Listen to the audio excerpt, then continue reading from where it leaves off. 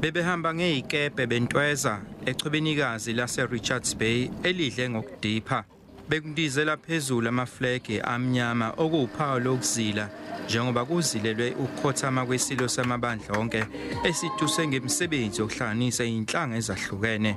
It was our final farewell to His Majesty in his honor.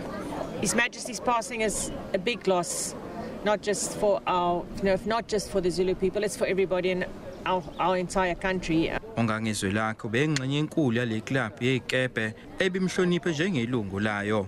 Ukuthi ubeyituse ukuthi ivuleleke nakumalungu ayo ngokuba ibe nezinhlanga ezahlukahlukene iphinde igqugquzela ukufaka kwamalungu emphakathi yasemakhaya.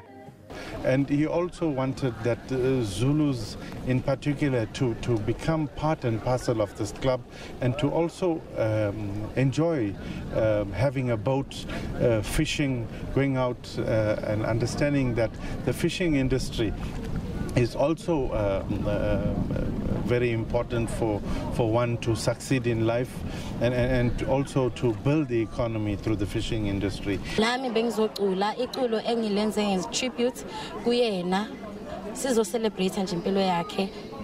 Igama lale club lizoshintsha nje maduzane kube iZululand Yacht Club of His Majesty King Zwelithini kaBhekuzulu.